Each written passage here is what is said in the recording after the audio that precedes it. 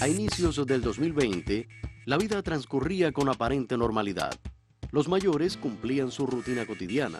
Los más jóvenes se debatían entre deberes escolares y familiares.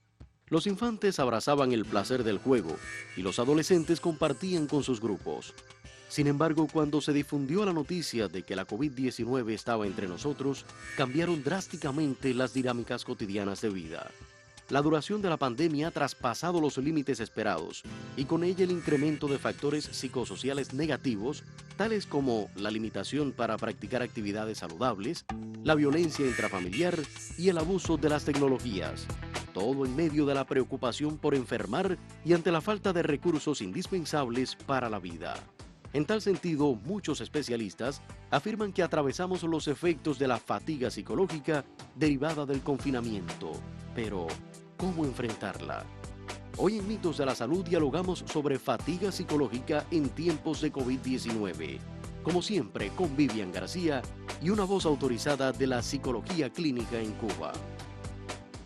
Gracias, Giancarlos, por tu presentación y buenas tardes. Bienvenidos a Mitos de la Salud, el programa donde se dan la mano mente y corazón. Presentado el tema y esa voz autorizada es la del psicólogo Gabriel Pérez Almoza, que agradezco infinitamente la oportunidad que nos ofrece para poder intercambiar. Gabriel es, psicólogo especialista en psicología clínica, es máster en salud mental comunitaria, profesor de la filial universitaria del municipio Banes, ha viajado desde Banes hasta acá para poder estar con nosotros en Mitos de la Salud, pero es además miembro profesional de la Sociedad Interamericana de Psicología. Bienvenido, Gabriel, y reitero las gracias por su presencia.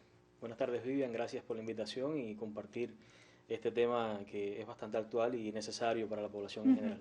Voy a aprovechar para recordarle a algunos y explicarles a otros que tenemos un teléfono en el estudio, es el 24 42 19 68 y está siempre a su disposición para establecer el diálogo, el intercambio en torno a este tema que hoy va a abordar el psicólogo Gabriel. En su opinión, ¿cuáles han sido los principales factores que han, digamos, trastornado un poco la pandemia al punto de llevarnos a una situación de fatiga psicológica como manejan la mayoría de los especialistas, Gabriel? Bueno, con la pandemia llegó todo lo que socialmente se dejó de hacer de la vida cotidiana. Tuvimos que cambiar hábitos y costumbres, modificarlos completamente y el aislamiento social fue el condicionante que llegó para establecer esta fatiga psicológica de la que comúnmente se habla, que no es un término psicopatológicamente hablando desde el punto de vista de la psicología que esté acuñado de esa forma, pero es fatiga porque llevamos un año y tanto de pandemia y es la misma fatiga de estar caminando durante todo un año enfrentando lo mismo y no vemos el final del túnel y por supuesto llega para trastocar la vida cotidiana. Sin duda esto supone una ruptura con lo cotidiano, con lo que estábamos habituados a hacer durante casi todas nuestras vidas, con esa habitualidad. Y esto por sí solo, me imagino, que crea múltiples estímulos que son generadores de estrés, ¿verdad? Claro. La COVID y el aislamiento social, como le decía, es el principal estímulo que ha garantizado que el estrés psicosocial del que se habla comúnmente esté aflorando en la población cubana y en la población mundial en general.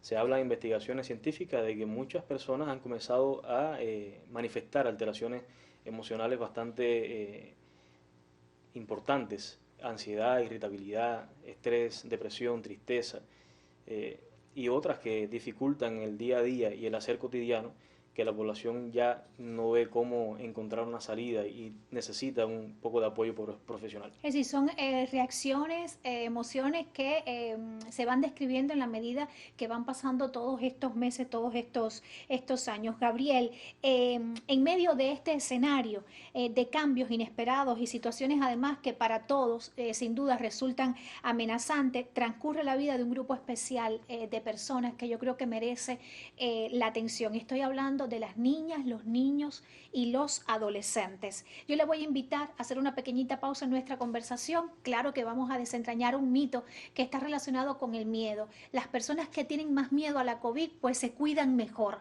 ¿Esto será cierto, falso, mito o realidad? Reitero que estoy en vivo, que tengo en el estudio el teléfono 2442-1968. Está habilitado para que usted nos llame y por supuesto interactuar con nuestro psicólogo Gabriel Pérez Almoza. Buenas tardes.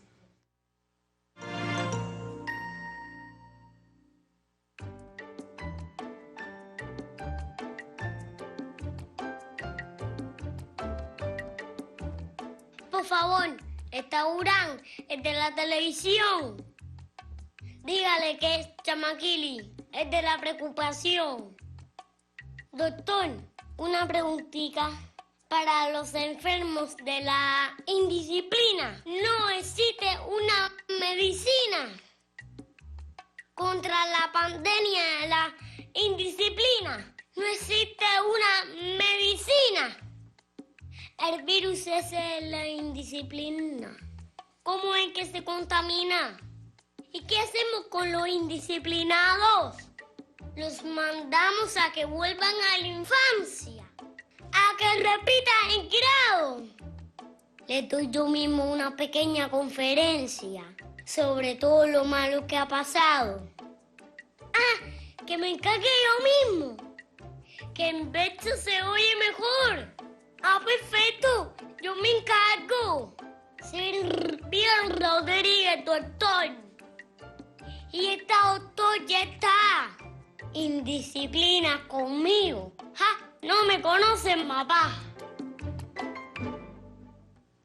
Bueno, interesante siempre las historias de Chamaquili y los mensajes además y las enseñanzas de este pequeño que por supuesto representa esa gran compañía infantil que es La Colmenita. Yo sigo dialogando con Gabriel Pérez Almoza, especialista en psicología clínica, máster en ciencias, miembro de la Sociedad Interamericana de Psicología, y estamos hablando acá de esa fatiga psicológica, sobre todo relacionado con las niñas, los niños y los adolescentes, quienes también suponen por supuesto que temores, dificultades que tienen que superar ellos y sus cuidadores. Yo quisiera saber cómo se comporta la capacidad de adaptación en estas edades de manera particular, Gabriel. Vivian, es indiscutible que los niños en general se están viendo sometidos a una situación de cambio que no es la acostumbrada, no es lo que comúnmente debe transitar un niño de la infancia temprana, preescolar, escolar y adolescencia para llegar hacia la juventud y convertirse en adultos. Entonces, la situación de la pandemia trae como consecuencia que más allá que adaptarse a las nuevas formas y contenidos de la enseñanza, de las nuevas relaciones sociales que tienen que tener, ahora llegó la pandemia y se acabó la relación social y se acabó también la forma y contenido de la enseñanza. Todo se modificó y estamos enfrentando una secundaria básica, un preuniversitario distinto para todos los niños. Cuando se espera que el niño tenga que socializar y tenga que ampliar su grupo de socialización, todo esto ha cambiado y está todo al interno de la familia. Y le toca a la familia un papel bastante importante, más allá de lo educativo, comenzar a involucrarse con la formación del niño desde la casa, que es muy complejo. Y la adaptación a todo esto, bueno, trae por supuesto resistencias, y las mismas resistencias son las alteraciones emocionales que describíamos al principio.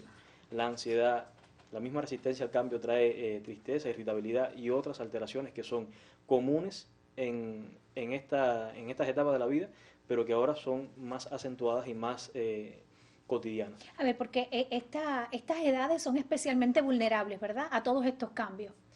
Claro, la misma vulnerabilidad es lo que le da la fortaleza a esta etapa. Entonces, aprovechando la capacidad de adaptación al cambio de las etapas escolares y adolescentes, porque tienen que transcurrir en muchas etapas en corto periodo de tiempo y está demostrado de que sí se adaptan con facilidad, aun cuando se hace un poco de resistencia. Esa misma vulnerabilidad se puede convertir en fortaleza si nosotros, como padres, como miembros de la familia, vamos modificando y moldeando el quehacer en la dinámica familiar. Ahora, pero ¿cuál usted considera que son los efectos, digamos, más directos desde el punto de vista psicológico que ha traído esta enfermedad? Bueno, los efectos más comunes son el miedo, el estrés, la ansiedad, la percepción de futuro catastrófico porque no encontramos la salida de la pandemia. Llegan las vacunas, pero son tantas vacunas y todas probándose alrededor del mundo que aún no se percibe el fin de la pandemia, aunque se haga todo lo posible desde el punto de vista del sector salud y la política de gobierno actual aquí en nuestro país. La mayoría de los que estamos aquí en el estudio somos padres, hay incluso hasta abuelos, pero ¿cómo yo puedo, como familia, como padre, medir esto que usted nos está diciendo, percatarnos que ya hay modificaciones, que todo esto está afectando a nuestras niñas, niños y adolescentes? Cuando nosotros los especialistas tenemos al frente de en las consultas a los niños como pacientes, se hace muy común y muy cotidiano que se le pregunta a la madre, que es la principal doctora del niño, qué cambios está viendo que no son comunes en su niño. Y lo más común es que identifiquen si hay pérdida del apetito o aumento del apetito. No necesariamente hay que perder el apetito, sino un aumento desmedido de la ingesta de comidas por la propia ansiedad, insomnios, hablar dormido, pesadillas, irritabilidad, unas perretas que no son comunes en las etapas en que se están describiendo. Todo esto puede darte la sintomatología y la luz roja de que algo está pasando con el niño y de que hay que intervenir a tiempo. Y sumarle a todo esto la preocupación de los niños y de los adolescentes por el peligro de contagio, porque muchos de ellos también se preocupan. Claro, los niños más pequeños en edad preescolar tal vez no identifiquen la gravedad de la situación porque aún están en un mundo de fantasía y ven la COVID en muñequito, ven todos los spots y parece que es un bichito con el que hay que lidiar y poder ir compartiendo socialmente hasta que en algún momento deje de estar. Pero los adolescentes de 11, 14, 19 años ya perciben el riesgo, saben que ha condicionado la muerte en muchas personas. Aquí en Cuba ya tenemos más de 700 pacientes fallecidos.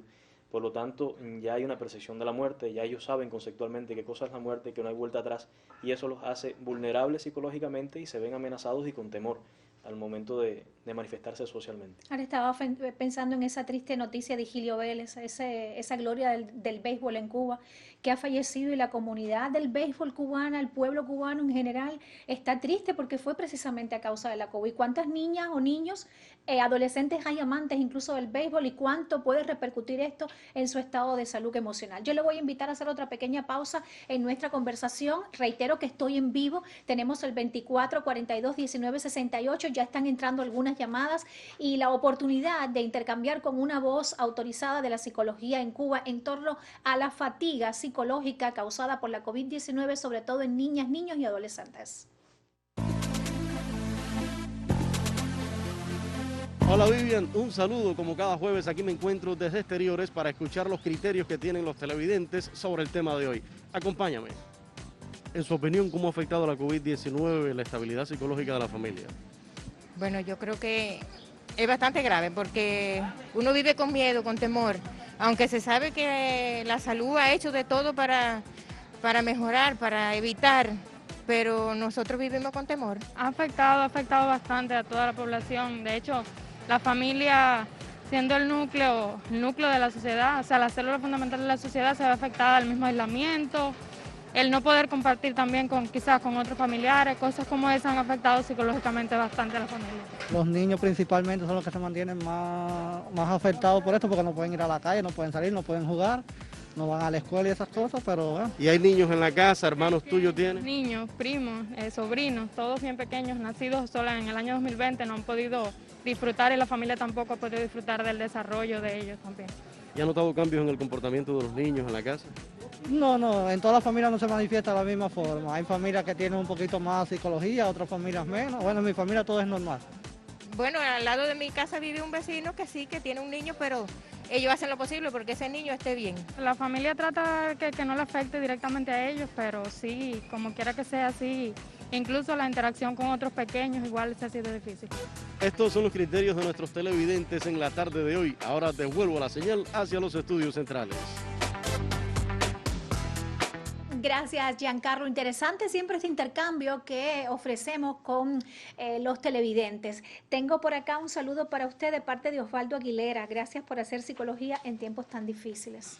Así que agradecemos al psicólogo Gabriel Pérez Almoza. Estoy recibiendo varias llamadas al 2442-1968. Las voy a ir, digamos que, intercalando en la medida de nuestro diálogo. Pero antes quisiera, no sé, que tal vez usted nos ilustre brevemente para ayudar mejor a la familia. Estoy pensando en grupos de edades de nuestros niños y adolescentes, en manifestaciones, por ejemplo, que nosotros debemos de tener ahí en alerta y que nos pueden anunciar que hay efectos severos desde el punto de vista psicológico. Claro. Primero, edades complejas como la primera infancia o la infancia temprana, que es de 1 año a 3 años de vida, o la etapa preescolar de 3 a 6 años de vida. Los niños en estas etapas, incluso en la etapa escolar, que es hasta los 11 años, más o menos, generalmente lo que tienen es miedo, y miedo a quedarse solos en abundancia, porque ahora estamos enfrentando la COVID, todos en familia, todos juntos, y los niños están viendo que la protección la tienen de mamá, papá y la familia. Y cuando la mamá, papá y la familia se desesperan, tienen miedo, tienen mucha ansiedad, y todo eso lo hablan en la vivienda, en el hogar, el niño, por supuesto que como una esponja, se apropia de todo ese conocimiento que provoca el miedo. Al quedarse solos, eso les crea, más que miedo, un condicionante para desarrollar una fobia. Cuando vamos a la escuela y hay niños que se han quedado hasta las 5:30 de la tarde o las 6 de la tarde porque papá o mamá está de guardia o está trabajando, cualquier situación, el niño se siente abandonado. Lo mismo ahora, mucho miedo a la oscuridad, mucho miedo a quedarse solo, a veces enuresis, que es hacerse pipí en la cama en horas de la noche, incluso en la escuela sentado, los niños que no están desvinculados del estudio. Y en edades un poco más avanzadas vemos en el adolescente un exceso de rebeldía, que es normal en el adolescente. 14, 15 años, un adolescente rebelde que lleva a la contraria de todo, ahora es peor. Ahora es un volcán en erupción porque no está socializando, no tiene las relaciones con sus coetáneos, que son los niños de su propiedad, no tiene la posibilidad de adquirir y de enriquecer perdón, esa autoestima y ese amor propio que depende del criterio de los demás.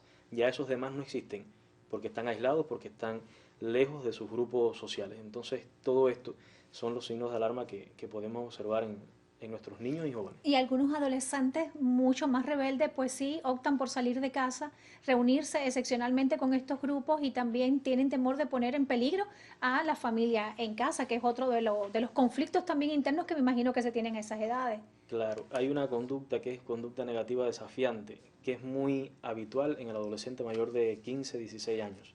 Y en estos momentos es retirarse el nasobuco o traerlo, la mascarilla sanitaria, traerla en las manos y solamente llevársela al rostro para cubrirse cuando haya un adulto al frente o una autoridad, ya sea sanitaria o policial, que le llame la atención, por el temor al ser multado y no por el temor a enfermar de COVID.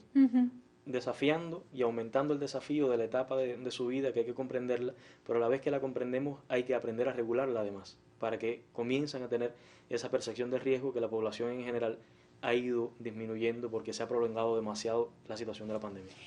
Roberto Sánchez de Holguín pregunta, desde que estamos confinados en mi casa se ha convertido, o sea, desde que estamos confinados mi casa se ha convertido en un campo de batalla. Dígame, ¿qué debo hacer? Claro, primero, el campo de batalla, por supuesto, no estábamos acostumbrados a todos los miembros de las familias coincidir todo el tiempo en casa. Uno tiene horarios, los niños tienen horarios, los adultos tienen horarios, los adultos mayores también tienen horarios. Al todos esos horarios quedar completamente abolidos y todos tener que compartir en un lugar tan pequeño como la casa, se convierte en un campo de batalla si no sabemos dividir las reglas, normas, fronteras que se establecen en la comunicación y saber comunicarse, que para eso tenemos esta herramienta tan poderosa. Poder darle a cada cual una función, cada cual que tenga un horario de vida, que se siga rigiendo y se sigan preparando para su vida y que no sientan como que el tiempo se detuvo. El comenzar a tener la capacidad de desarrollar actividades y de que cada quien vaya cumpliendo con los roles que le toca es una forma de que ese campo de batalla vaya disminuyendo en esa familia. Tengo por acá la llamada de Lourdes Peña de Cacocún. He llegado a un agotamiento mental tan grande a raíz del proceso de confinamiento que ya no uso casi ni el nasobuco. ¿Qué medidas, ni las medidas pertinentes? ¿Qué puedo hacer? Dice doctor, me parece que está poniendo en peligro su vida, ¿no? Claro. Primero, retomar todas las medidas. Hemos visto que la situación no ha ido hacia atrás, más bien todo está avanzando, el número de fallecidos es más grande, los contagios diarios son más altos. Por tanto, disminuir la percepción del riesgo no es lo adecuado. Sucede que la misma fatiga o te puede condicionar alteraciones psicológicas muy importantes, o esto mismo de perder la percepción del riesgo y decir, ya lo estoy usando por gusto. No lo estamos usando por gusto. Estamos cuidándonos nosotros, y cuando ya no vemos la necesidad de cuidarnos nosotros como personas, tenemos que ver la necesidad de cuidar al vulnerable. Y el vulnerable es la embarazada que vive con nosotros o está en el barrio, es el niño pequeño, son los nietos, los hijos, los sobrinos, los abuelos, que son esponjas y que pueden adquirir la enfermedad y fallecer o expresar una modalidad grave de la enfermedad. Una complicación severa. Tengo la llamada de Yuri Ochoa del municipio de Fran País. Dice, a raíz de este proceso de estar aislados, paso la mayor parte de mi tiempo en compañía de mi suegro. Hay muchas personas que, es cierto, pasan el tiempo con las personas mayores. A veces se torna muy difícil, pero solo se queja, por ejemplo, de los precios, la escasez de algunos productos. ¿Qué actitud tomar con él? A veces no sé ni qué decirle, y creo que este interrogante de Yuri Ochoa puede estársela haciendo mucha familia ahora mismo en casa, doctor. Claro, a veces no decir nada es una buena forma de respuesta en estas situaciones. Nuestros adultos y las familias multigeneracionales son comunes en Cuba. Cuba, muy particularmente, tiene como costumbre compartir espacio de niños, adolescentes, padres y abuelos, que comúnmente tal vez en otros países no sea igual. Y esa capacidad de compartir con personas de distintas generaciones se nos hace a veces un poco difícil y nos quedamos sin recursos. Es importante que sepa uno cuándo hablar y cuándo solamente escuchar al otro y dejarlo que desahogue toda esa carga tensional que tiene, que al igual que nosotros, que tenemos más recursos, que tenemos una mayor capacidad tal vez cognitiva, o lo expresamos con nuestras parejas muy tranquilos sin que nadie se entere, tal vez con los adultos sea distinto y tenemos que convertirnos en la persona que escucha en vez de ser la persona que habla, para poder tolerar todo lo que está sufriendo el adulto mayor, que además de todo lo que generalmente le pasa por su etapa de vida, ahora está enfrentando una situación nueva, igual que todos. A ver, que no respondamos en un momento determinado no quiere decir que no le demos tal vez la importancia que merece, ni que ignoremos a ese adulto que también, como usted dice, tiene preocupaciones, está pasando por momentos difíciles, ¿verdad? Sí, claro. No es ignorar. Exacto. Ignorar es una palabra que a veces a ellos les duele. El silencio es una forma de violencia, y aún más en los adultos mayores. Por tanto, saber callar en el momento de que el adulto mayor está expresando toda la alteración, el contenido de la emoción negativa, pero en un momento posterior poder darle la posibilidad de que sienta de que no se está acabando el mundo, de que hay una posibilidad de que todo termine, de que ya la vacuna está cada día más cercana y de que la solución está en la mano de las personas que están preparadas para ello, y que hay una voluntad desde los profesionales de la salud y el gobierno a que todo esto termine lo más pronto posible. Un coterráneo, Luis Ortega, del municipio Banes, dice que el confinamiento ha disminuido casi totalmente su apetito sexual. ¿Qué puede hacer? Las necesidades en general, alimenticias, de relación y en el plano de lo sexual, pueden estar o disminuidas o exacerbadas en dependencia de las alteraciones que se puede sufrir. Tal vez lo que puede tener este compañero es una depresión que a veces llamamos depresión subclínica, porque no es la depresión que acostumbradamente vemos del llanto frecuente, el abatimiento, el no salir de casa, la irritabilidad. Cuando tenemos conductas sexuales que normalmente se manifiestan de una manera normal, valga la redundancia, y ahora hay un poco de disminución, la disminución en la esfera de las necesidades está relacionada básicamente con una depresión o un proceso depresivo que no necesariamente tiene que ser un trastorno instaurado. Hay que revisar también si tiene insomnio, si se despierta en las madrugadas y no duerme más, si hay un exceso o por defecto ha dejado de comer. Hay que revisar. Le recomiendo que vaya a consulta, que sería más apropiado para poder llegar a una conclusión y a un tratamiento para él. Porque se está ofreciendo consulta, doctor, desde el punto de vista psicológico a las personas que tienen este tipo de problemas. Sí. En el caso de la provincia de Holguín tiene características especiales. En el mismo municipio de Holguín casi todas las consultas están eliminadas, pero en algunos municipios, como es este mismo municipio Banes, las consultas sí están abiertas, con todas las medidas higiénicas que se tienen que conservar y mantener, pero sí están abiertas por el momento. Y hay otras variedades como el llamar al 103, que es la línea de comúnmente para las adicciones, pero ahora es ayuda psicológica para la COVID, 24 horas y siempre hay un psicólogo. ¿Y está funcionando? ¿Sí, el 103 funciona? Incluso hay una rotación de guardia que se debe mantener, que es un protocolo de actuación por teléfono, donde psicólogos de la provincia han prestado su teléfono particular para que del mismo 103 se derive la llamada hacia las casas y nosotros poder atenderlos vía telefónica sin tener la necesidad de contacto. Bueno, tengo otra llamada de Luis Pupo, también de Banes. En Banes tenemos muchos seguidores que agradezco siempre, sobre todo cuando llaman desde el municipio, porque estas llamadas son costosas y las personas se comunican habitualmente con nosotros acá en el programa. Es de Luis Pupo, reitero, del municipio Banes. Dice, mi papá ha creado una especie de obsesión con el cumplimiento de las medidas de protección ante la COVID-19. Se ha convertido en un inspector en casa. Es importante cumplir estas medidas, pero él lo lleva a otro nivel que no nos deja actuar por nosotros mismos.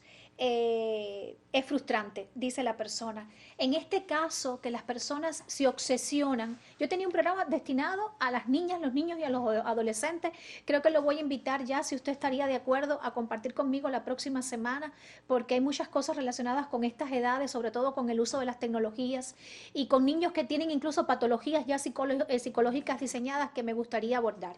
Pero en este caso, cuando en los adultos mayores se convierten estas actitudes casi en obsesivas, Gabriel, ¿cómo actuar? Bueno, hay muchas personas que tienen rasgos clínicos de personalidad obsesivos compulsivos que se exacerban en situaciones como esta, que demandan demasiada funcionabilidad a nivel psicológico. Y en estas personas en particular, lo primero que hay que tratar de hacer es que lleven toda esta manifestación que casi es enfermiza, como dice la muchacha, que lo lleven a la cotidianidad, que lo vean como un hábito que hay que incorporar, como un algo con el que hay que vivir.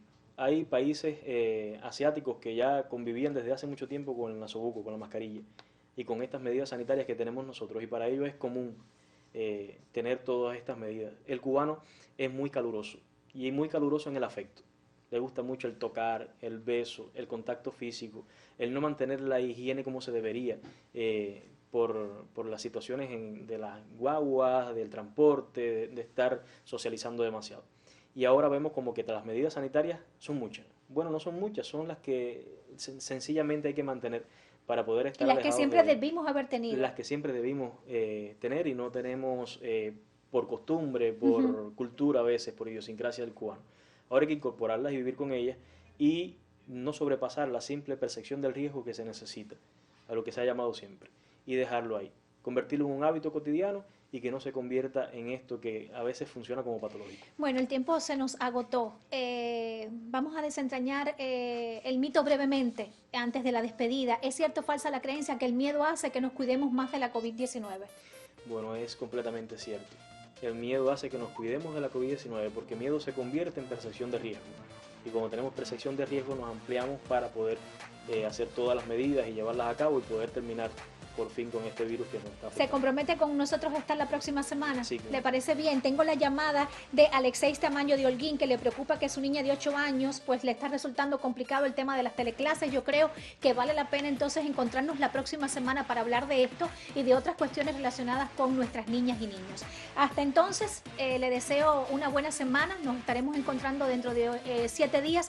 Cuídese mucho, por favor, y no olvide que en cuestiones de salud siempre habrá mitos que desentrañar. Buenas tardes. Gracias, doctor.